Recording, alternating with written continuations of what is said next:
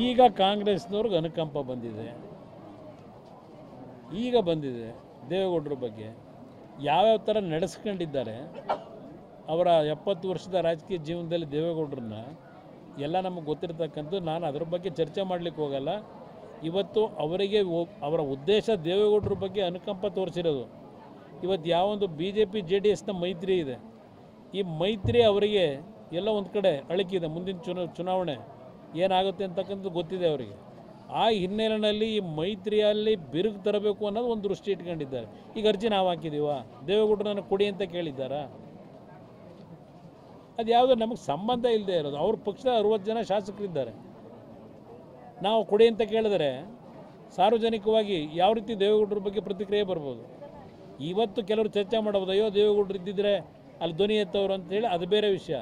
ಅವರು ಅಧಿಕಾರದಲ್ಲಿ ಇರಲಿ ಇಲ್ಲದೆ ಹೋಗಲಿ, ಧ್ವನಿ ಎತ್ತಿರ್ತಕ್ಕಂಥದ್ದು ಹಲವಾರು ಉದಾಹರಣೆ ಕೊಡಬಲ್ಲೆ. ಇವತ್ತು ಒಂದು ಉದಾಹರಣೆ ಕೊಡ್ತೀನಿ ನಿಮಗೆ. 1989 ಎರಡು ಕಡೆ ದೇವೇಗೌಡರು ಸೋತರು. ಅವ್ರ ಪಕ್ಷಕ್ಕೆ ಬಂದಿದ್ದು ಕೇವಲ 2 ಸೀಟು. ಆ ಸಂದರ್ಭದಲ್ಲಿ ಅವತ್ತಿನ ಕಾಂಗ್ರೆಸ್ ಸರ್ಕಾರ ಇಲ್ಲಿ ತೆಗೆದುಕೊಂಡಂಥ ನಿರ್ಧಾರ, ನಮ್ಮ ಕಾವೇರಿ ಜಲಾನಯನದ ನೀರನ್ನು ನಾವು ಉಪಯೋಗ ಮಾಡ್ತಕ್ಕಂಥದ್ರಲ್ಲಿ ತಮಿಳುನಾಡಿಗೂ ನಮಗೂ ಏನು ಘರ್ಷಣೆ ಇತ್ತು. 89ರಲ್ಲಿ ಅವತ್ತಿನ ನಮ್ಮ ರಾಜ್ಯ ಸರ್ಕಾರ ಉದ್ದಟತನ ಏನು ತೋರಿಸಿದ್ರು, ಪ್ರಥಮವಾಗಿ ಟ್ರಿಬ್ಯುನಲ್ ರಚನೆ ಆದಂಥದ್ದು ಅವರ ನಡವಳಿಕೆಯಿಂದ. ಆಗ ಹಲವಾರು ರೀತಿಯಲ್ಲಿ ತಮಿಳುನಾಡಿನಲ್ಲಿ ಏನು ಒಂದು ಅವ್ರಿಗೆ ಬೇಕಾದಂಥ ರೀತಿಯಲ್ಲಿ ಒಂದು ನೀರನ್ನು ಬಳಕೆ ಮಾಡ್ಕೊಳ್ಳಿಕ್ಕೆ ಹೊರಟರು. ನಿಮಗೆ ಒಂದು ನೆನಪಿಸ್ತೀನಿ, ಇವತ್ತು 2 ಕಡೆ ಸೋತಂಥ ದೇವೇಗೌಡರು ಮತ್ತು 2 ಸೀಟ್ ಗೆದ್ದಂಥ ಪಕ್ಷ. ಆ ಸಂದರ್ಭದಲ್ಲಿ ಇಲ್ಲಿ ಬಹುಶಃ ನಮ್ಮ ಜೊತೆಲಿ ಈಗಿಲ್ಲ, ನಮ್ಮ ಯಾರಪ್ಪ ನಮ್ಮ ಲೀಡ್ರ್ ಇದ್ನಲ್ಲ, ಅಲ್ಲ ನಾನು ಬಂದಲ್ಲ ಮೈಸೂರು ಆಫೀಸಿಂದ ದುಡ್ಡು ತಗೊಂಬಂದಲ್ಲಪ್ಪ ಲಾರಿ ಕೊಡೋಕ್ಕೆ ಬಸ್ಗಳಿಗೆ, ಶಿವಾನಂದ್ ನಮ್ಮ ಬುದ್ನೂರು, ಅವರ ಮನೆಯಲ್ಲಿ ದೇವೇಗೌಡರು ಒಂದು ಮೀಟಿಂಗ್ ಕರೆದು ಅವತ್ತಿನ ಒಂದು ಸಂದರ್ಭದಲ್ಲಿ ನಮ್ಮ ಜನಕ್ಕೆ ಆಗ್ತಿರ್ತಕ್ಕಂಥ ಅನ್ಯಾಯಕ್ಕೆ ಅವ್ರು ಏನು ಯಾವುದೇ ಜನ ಸೋಲಿಸಿದ್ರು ಜನಗಳ ಪರವಾಗಿ ಧ್ವನಿ ಎತ್ತಿದ್ರು. ಮೈಸೂರಿನಲ್ಲಿ ಮೈದಾನದಲ್ಲಿ, ಮಹಾರಾಜ ಮೈದಾನದಲ್ಲಿ 2 ಲಕ್ಷ ಜನ ಸೇರಿಸಿ ಒಂದು ಸಭೆ ಆಯಿತು. ಅದು ದೇವೇಗೌಡರ ಬಂದಂಥ ಬದುಕು. ಅವರು ಅಧಿಕಾರಕ್ಕೋಸ್ಕರವಾಗಿ ಇನ್ನೊಬ್ಬರ ಮುಂದೆ ಮನೆ ಮುಂದೆ ಹೋದವರಲ್ಲ. ಪ್ರಧಾನಮಂತ್ರಿ ಅಂತ ಸ್ಥಾನನೇ 5 ವರ್ಷ ಉಳಿಸ್ಕೊಳ್ಳೋಕೆ ಅವಕಾಶ ಇದ್ದಿದ್ದನ್ನು ಸ್ವಾಭಿಮಾನಕ್ಕೆ ಧಕ್ಕೆ ಆದರೆ 1 ನಿಮಿಷ ಇಲ್ಲಿರಲ್ಲ ಅಂತ ಬಂದಂಥವ್ರು. ಈಗ ರಾಜ್ಯಸಭಾ ಸೀಟಿಂದ ಅವ್ರ ಶಕ್ತಿ ಅವರು ಹೋರಾಟ ಮಾಡಬೇಕಾ? ಅವ್ರಿಗೆ ಬೇಕಾಗಿರೋದು ಭಗವಂತ ಕೂಡ ಆರೋಗ್ಯ. ರಾಜ್ಯಸಭಾ ಕೇಳಲಿಲ್ಲ ಅಂತಂದ್ರೆ ನಾವು ಕೊಟ್ಟಿದ್ವಿ ಕಳೆದ ಬಾರಿ ಕಾಂಗ್ರೆಸ್ನಿಂದ. ಯಾರು ಕೊಟ್ಟಿದ್ರು? ಎಲ್ಲಿ ಕೊಟ್ಟಿದ್ರು? 1 ನಿಮಿಷ. ಕಾಂಗ್ರೆಸ್ಗೆ ಇನ್ನೊಂದು ಕ್ಯಾಂಡಿಡೇಟ್ ಆಗ ನಂಬರ್ ಎಲ್ಲಿತ್ತವತ್ತು? ಅವತ್ತಿನ ದಿನ ನಮ್ಮ ಸರ್ಕಾರ ಹೋಗಿತ್ತು, ದೇವೇಗೌಡರನ್ನು ಸೋಲಿಸಿದ್ರು 19ರಲ್ಲಿ ತುಮಕೂರಿನಲ್ಲಿ ನಿಲ್ಲಿಸಿ. ಆ ಸಂದರ್ಭದಲ್ಲಿ 4 ರಾಜ್ಯಸಭಾ ಸ್ಥಾನಕ್ಕೇನು ಚುನಾವಣೆ ಆಯಿತು. ಅವತ್ತು BJPನಲ್ಲೂ ಇನ್ನೊಂದು ಅಭ್ಯರ್ಥಿಗೆ ನಂಬರ್ ಇರಲಿಲ್ಲ, ಕಾಂಗ್ರೆಸ್ನಲ್ಲೂ ನಂಬರ್ ಇರಲಿಲ್ಲ. ಅಲ್ಲಿ ಇನ್ನೊಬ್ಬ ಅಭ್ಯರ್ಥಿ ನಿಲ್ಲ ಪ್ರಶ್ನೆನೇ ಇರಲಿಲ್ಲ. ಇದೇ ಯಡಿಯೂರಪ್ಪನವರು ಅವ್ರ ಮುಖ್ಯಮಂತ್ರಿ ಏನಾಗಿದ್ದರು, ನಾನು ಅಧಿಕಾರ ಹೇಳಿದ್ರು, ಅವರೇ ಫೋನ್ ಮಾಡಿ ನನಗೆ ಹೇಳಿದ್ರು, ನೋಡಿ ನಾವು ಅಭ್ಯರ್ಥಿ ಆಗ್ತಾಯಿಲ್ಲ BJPಯಿಂದ, ದೊಡ್ಡವ್ರಿಗೆ ಈ ಥರ ಏನಾಗಿದೆ ತುಮಕೂರಿನಲ್ಲಿ, ಅವ್ರು ರಾಜ್ಯಸಭಾದಲ್ಲಿ ಇದ್ದರೂ ಒಳ್ಳೆಯದು ಅಂತ ಹೇಳಿ ನಾವು ಅಭ್ಯರ್ಥಿ ಆಗ್ತಿಲ್ಲ, ನೀವು ಚುನಾವಣೆ ನಿಲ್ಲಿಸ್ಕೊಳ್ಳಿ ಅಂತಕ್ಕಂಥದ್ದನ್ನು ಅವರೂ ಹೇಳಿದ್ರು. ದೇವೇಗೌಡರಾಗ ಒಪ್ಪಿರಲಿಲ್ಲ. ನಾನೇ ದೇವೇಗೌಡರಿಗೆ ಬಲವಂತವಾಗಿ ನೀವಲ್ಲಿ ಇರಬೇಕು ಅಂತ ಹೇಳಿ ಅವತ್ತಿನ ಪರಿಸ್ಥಿತಿನಲ್ಲಿ ಅವ್ರಿಗೇನು ಅವಕಾಶ ಇತ್ತು, ಆ ಅವಕಾಶ ಅವತ್ತು ಬಂದಿದೆಯೇ ಹೊರತು ಇವ್ರು ಬೆಂಬಲ ಕೊಟ್ಟು ಬಂದಂಥದ್ದಲ್ಲ. ಅದು ಯಾವ ಥರ? ಅಯ್ಯೋ ರಾಮನೇ, ಈಗ ಒಕ್ಕಲಿಗರು ಮುಖ್ಯಮಂತ್ರಿನ ನಮಗಿದ್ದಾಗ ರಾಜ್ಯಸಭಾ ತಗೊಂಡು ಏನು ಮಾಡ್ತೀರಿ? ಪಾಪ ಒಕ್ಕಲಿಗರು ಮುಖ್ಯಮಂತ್ರಿನೇ ಇದ್ದಾರೆ, ಎಲ್ಲಿಂದ ನ್ಯಾಯ ಆಯ್ತದೆ? ಪಾಪ ಅವ್ರು ಉಳಿಸೋಕ್ಕೆ ಅಲ್ವ ಮಾಡಿರೋದು. ಈಗ ಇನ್ನೊಂದು 2 ತಿಂಗಳು ನೋಡೋಣ ಸುಮ್ಮನೆ. ಅಲ್ಲ, ಅವೆಲ್ಲ ಯಾವುದಕ್ಕೂ ನಾನು ಚರ್ಚೆ ಮಾಡಲ್ಲ ಬ್ರದರ್, ಜನ ತೀರ್ಮಾನ ಮಾಡ್ತಾರೆ. ಗೇಮ್ ಪ್ಲಾನ್ ಏನಿಲ್ಲ ಬ್ರದರ್. ಇಲ್ಲಿ ಅವರು 2 ಓಟು, ನಾವು 2 ಓಟು ಇಲ್ಲಿರ್ತಕ್ಕಂಥದ್ದು. ಬಟ್ ಅವ್ರ ಅಧಿಕಾರ ಇದೆ, ಮನಿ ಪವರ್ ಇದೆ, ಮಸಲ್ ಪವರ್ ಇದೆ. ಅವರು ನಮಗಿಂತ ಮೇಲಿದ್ದಾರೆ, ನಾನು ಅದರಲ್ಲಿ ಇಲ್ಲ ಅಂತ ಹೇಳಲ್ಲ. ಆದರೆ ನಾವು 18 ಶಾಸಕರಿದ್ದಾಗ ನಮ್ಮ ಶಕ್ತಿನೂ ನಾವು ಒಗ್ಗಟ್ಟಾಗಿದ್ದೇವೆ ಅಂತಕ್ಕಂಥದ್ದು ಒಂದು ಕಡೆ ತೋರಿಸ್ಕೊಳ್ಳೋದು. ಪ್ರಥಮವಾಗಿ ನಮ್ಮಲ್ಲೆಲ್ಲ ಒಂದು ಒಗ್ಗಟ್ಟಿದೆ ಅಂತಕ್ಕಂಥದ್ದು. ಅದರ ಜೊತೆಗೆ BJPಯ ಸ್ನೇಹಿತರುಗಳು ಈಗಾಗಲೇ ಹೇಳಿದ್ದಾರೆ, BJP ಪಕ್ಷದಲ್ಲಿ 6ರಿಂದ 7 ಓಟು ಸರ್ಪ್ಲೇಸ್ ಇದೆ, ಅದು ನಮಗೆ ಕೊಡ್ತಕ್ಕಂಥ ನಿರ್ಧಾರ ಮಾಡಿದ್ದಾರೆ. ಅದರ ಜೊತೆಗೆ ನಮ್ಮ ಯತ್ನಾಳಿದ್ದಾರೆ, ಅವ್ರದ್ದೊಂದು ಓಟಿದೆ, ಅವ್ರನ್ನ ಉಚ್ಚಾಟನೆ ಮಾಡಿದರು, ಅವ್ರಿಗೂ ಮನವಿ ಮಾಡ್ತಾ ಇದ್ದೇವೆ. ಅದರಿಂದ ಒಂದು ಕ್ಲೋಸ್ ಫೈಟ್ ಇದೆ.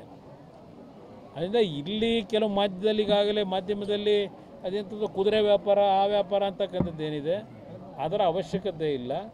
ಯಾವುದೇ ವ್ಯಾಪಾರ ಮಾಡದೆ ಹಲವಾರು ರೀತಿಯಲ್ಲಿ ಈಗಿನ ರಾಜ್ಯದ ರಾಜಕಾರಣದ ಬೆಳವಣಿಗೆ ಏನಿದೆ ಅದರ ಹಿನ್ನೆಲೆಯಲ್ಲಿ ಹಲವಾರು ರೀತಿಯ ಗೊಂದಲಗಳೇನಿದೆ ಅದು ಯಾವ ಕಡೆ ಬೇಕಾದರೂ ಆ ತಕ್ಕಡಿ ಇವತ್ತು ಬಲ ಬರ್ತಕ್ಕಂಥ ವಾತಾವರಣ ಇದೆ. ನೋಡೋಣಂತೆ.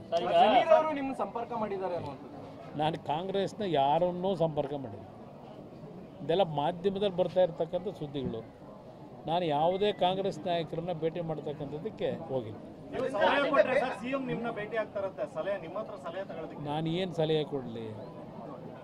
ಈಗ ಅವರೇ ತುಮಕೂರಿನಲ್ಲಿ ಭಾಷಣ ಮಾಡಿದ್ರು, ಕುಮಾರಸ್ವಾಮಿ 2 ಬಾರಿ ಮುಖ್ಯಮಂತ್ರಿಯಾಗಿ ಏನು ಕಿತ್ತಾಕಿದ್ದಾರೆ ಅಂತ. ಅದೇನೋ ಪದ ಬಳಸಿದರು, ಏನು ಅರ್ಧವ್ರೆ ಅಂತ. 2 ಬಾರಿ ಮುಖ್ಯಮಂತ್ರಿಯಾಗಿ ಅರ್ದಿರೋದು ಏನು ಅಂತ ಅಂದರು. ಯಾಕೆಂದರೆ ಎಲ್ಲದಕ್ಕೂ ಸಾಕ್ಷಿ ಗುಡ್ಡೆ ಕೇಳ್ತಾರೆ. ಈಗ ಸಾಕ್ಷಿ ಗುಡ್ಡೆ ನಿರ್ಮಾಣ ಮಾಡ್ತಾರಂತೀಗ. ನಾನು ಸಲಹೆ ಕೊಡೋದೇನೈತೆ, ನಾನು ಏನು ಕಿತ್ತೇ ಇಲ್ವಲ್ಲ, ಅರಿಯೋ ಕೆಲಸ ಮಾಡಿಲ್ವಲ್ಲ. ನನ್ನ ಹತ್ರ ಬಂದು ಸಲಹೆ ಏನು ತಗೋತಾರೆ? ಫೋಟೋ ಬೇಕು, ಫೋಟೋ ಪತ್ರಿಕೆಯಲ್ಲಿ ಬರಬೇಕು, ನಾನು ನೋಡಿ ಯಾವ ಥರ ಹೋಗಿದ್ದೇನೆ ಅಂತ ಹೇಳ್ಕೋಬೇಕು. ಒಂದು ಗಾದೆ ಮಾತಿದೆ, ಹಿರಿಕರು ನಮ್ಮ ಪೂರ್ವಿಕರು ಒಂದು ಗಾದೆ ಮಾತಿಟ್ಟಿದ್ದಾರೆ, ಅತಿ ವಿನಯಂ ಧೂರ್ತ ಲಕ್ಷಣಂ ಅಂತ. ಈಗ ದೇವೇಗೌಡರು ಅದೇ ಫೋಟೋಗೆ ಸರ್ ಹೇಳಿದ್ರೆ ಮುಂದೆ ಮೈತ್ರಿ ಸರ್ಕಾರ ಬರುತ್ತೆ ಅಂತ, ಆ ಸರ್ಕಾರದ ನೀವು ಸಿಎಂ ಸರ್ ಅಂತ. ನನಗೆ CM ಆಗಬೇಕು ಅನ್ನೋದಕ್ಕಿಂತ ಹೆಚ್ಚಾಗಿ ನನ್ನ ಜನನ ಉಳಿಸ್ಬೇಕು. ಆ ಒಂದು ಶಕ್ತಿ ಇವತ್ತು ಮೈತ್ರಿ ಸರ್ಕಾರಕ್ಕೆ ಬರಬೇಕು. ಅದು ನನ್ನ ಮೊದಲನೇ ಆದ್ಯತೆ. ಸರ್, ಈಗ JDS ಕಾರ್ಯಕರ್ತರುಗಳಿಗೆ ನನ್ನ ಮನೆ ಬಾಗಿಲು ಯಾವಾಗಲೂ ತೆಗೆದಿರುತ್ತೆ ಅಂತ ಹೇಳಿ DK ಹೇಳಿದ್ದಾರೆ. ಅವರ 50 ವರ್ಷದಿಂದ ತೆಗೆದೇ ಇಟ್ಟವ್ರೆ ಬಾಗಿಲು. ಫೋಟೋಗೋಸ್ಕರ ಸರ್ ಹಾಗಾದ್ರೆ ಬರೋದು. ನೀವು ಹೆಂಗೆ ಬೇಕೋ ನೀವು ಮಾತಾಡಿದ್ದಾರೆ, DK ಶಿವಕುಮಾರ್ ಅವರು ಸಿಎಂ ಆಗಿದ್ರಿಂದಾಗಿ ಅವ್ರ ಮನೆಯಲ್ಲಿ ಸೂತಕದ ವಾತಾವರಣ ಇದೆ ಅಂತ ನಿಮಗೆ ಹೇಳಿದ್ರು. ಜನ ತೀರ್ಮಾನ ಮಾಡ್ಕೊತಾರೆ, ಅದ್ರ ಬಗ್ಗೆ ಎಲ್ಲ. ಉಜ್ವಲ ಯೋಜನೆದು ಒಂದ್ ಕಡೆ ಗ್ಯಾಸ್ ಪ್ರೈಸ್ ಹೈಕು, ಇನ್ನೊಂದ್ ಕಡೆ 9 ಸಿಲಿಂಡರ್ ಕೊಡ್ತಿದ್ದವ್ರು ಈಗ 4 ಇಳಿಸಿದ್ದಾರೆ. ಇದು ಜನಗಳಿಗೆ ಹೊರೆ ಆಗಲ್ಲ.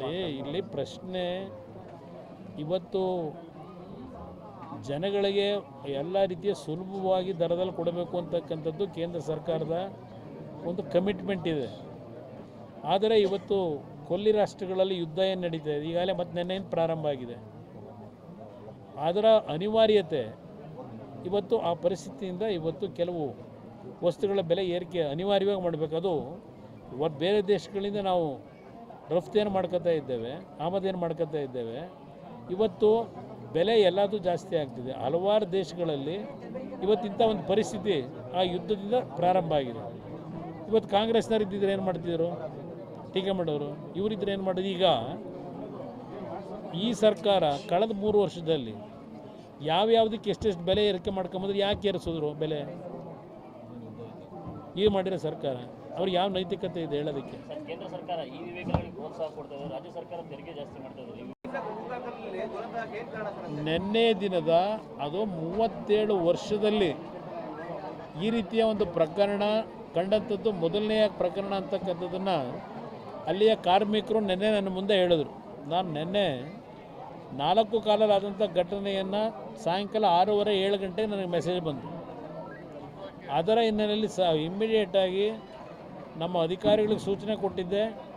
ಅದರ ಜೊತೆಗೆ ಅಲ್ಲಿ ಲೋಕಲ್ MP ಏನಿದ್ದಾರೆ ಭರತ್ ಅಂತ ಹೇಳಿ, ಅವ್ರಿಗೂ ಸಹ ಇಮ್ಮಿಡಿಯೇಟಾಗಿ ಸ್ಥಳಕ್ಕೆ ಹೋಗಿ ಏನೇನಾಗಿದೆ ಅಂತಕ್ಕಂಥ ಮಾಹಿತಿಯನ್ನು ನನಗೆ ಕೊಡಬೇಕು ಅಂತಕ್ಕಂಥದ್ದು ಹೇಳಿ, ಜೊತೆಗೆ ಆಂಧ್ರ ಪ್ರದೇಶ ಸರ್ಕಾರದಿಂದ ಹೋಮ್ ಮಿನಿಸ್ಟ್ರು ಇಮ್ಮಿಡಿಯೇಟಾಗಿ ಡೆಪ್ಯೂಟ್ ಮಾಡಿದರು. ನಾನು ಅಲ್ಲಿಗೆ 10:30 ಗಂಟೆ ಹೋದೆ ರಾತ್ರಿ. ಹೋಗಿ ಎಲ್ಲ ಪ್ಲ್ಯಾಂಟನ್ನು ವೀಕ್ಷಣೆ ಮಾಡಿ, ಅದು ಆಕಸ್ಮಿಕವಾಗಿ ಆಗಿರ್ತಕ್ಕಂಥದ್ದು ಅನ್ಫಾರ್ಚುನೇಟ್ ಥಿಂಗ್. ಆ ಥರ ಆಗ್ಲಿಕ್ಕೆ ಸಾಧ್ಯವೇ ಇಲ್ಲ.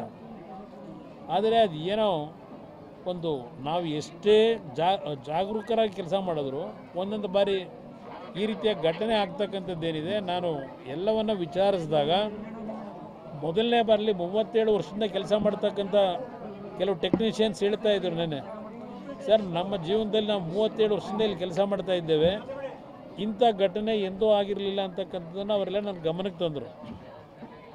ನಾನು ಸತ್ಯಾಂಶವನ್ನು ತಿಳಿಬೇಕು ಅನ್ನೋ ದೃಷ್ಟಿಯಿಂದಲೇ ಈಗಾಗಲೇ ನೆನ್ನೆ ನಮ್ಮ ಇಲಾಖೆಯಿಂದ 3 ಜನ ಎಕ್ಸ್ಪರ್ಟ್ಗಳನ್ನು ನಮ್ಮ Bhilai steel plant, Rourkela steel ಪ್ಲ್ಯಾಂಟ್ನಲ್ಲಿ ಟೆಕ್ನಿಕಲಿ ಯಾರು ಕೆಲಸ ಮಾಡ್ತಾ ಇದ್ದಾರೆ, ಒಂದು 3 ಜನನ ಡೆಪ್ಯೂಟಿ ಇವತ್ತು ಮಾಡಿದ್ದೇನೆ, ಇವತ್ತು ಹೋಗ್ತಾ ಇದ್ದಾರೆ. ಅಲ್ಲಿ ಯಾವ ಕಾರಣಕ್ಕೆ ಇದಾಗಿದೆ, ಏನು ಸತ್ಯಾಸತ್ಯತೆ ಅಂತಕ್ಕಂಥದ್ದನ್ನು ವರದಿಯನ್ನು ಕೊಡಬೇಕು ಅಂತೇಳಿ 3 ಜನ ಎಕ್ಸ್ಪರ್ಟ್ಗಳನ್ನು ಇವತ್ತು ಒಂದು ಕಮಿಟಿ ರಚನೆ ಮಾಡಿ ಇವತ್ತು ಭೇಟಿ ಕೊಡಲಿಕ್ಕೆ ಆಗಲೇ ಸೂಚನೆ ಕೊಟ್ಟಿದ್ದೇನೆ. ಅದರ ಜೊತೆಗೆ ನಾನು ಆಸ್ಪತ್ರೆಗೆ ಹೋಗಿ ಏನು ಚಿಕಿತ್ಸೆ ನಡೀತಾ ಇದೆ ಒಂದು 6-7 ಜನಕ್ಕೆ ಅಲ್ಲೂ ಭೇಟಿ ಕೊಟ್ಟು ಯಾವ ಒಂದು ಕುಟುಂಬದಲ್ಲಿ ಈ ಅನಾಹುತದಲ್ಲಿ ಮರಣ ಹೊಂದಿದ್ದಾರೆ ಆ ಕುಟುಂಬಗಳ ಒಂದು ಮುಂದಿನ ರಕ್ಷಣೆಗೋಸ್ಕರವಾಗಿ ಸ್ಥಳದಲ್ಲೇ ತೀರ್ಮಾನಗಳನ್ನು ಮಾಡಿದ್ದೇವೆ. ಇವತ್ತು RINLನ ಪ್ಲ್ಯಾಂಟ್ನಲ್ಲಿ ಅಲ್ಲೇನು ನಮ್ಮ ಆಡಳಿತ ವರ್ಗ ಇದೆ ಸೂಚನೆ ಕೊಟ್ಟಿದ್ದೇನೆ.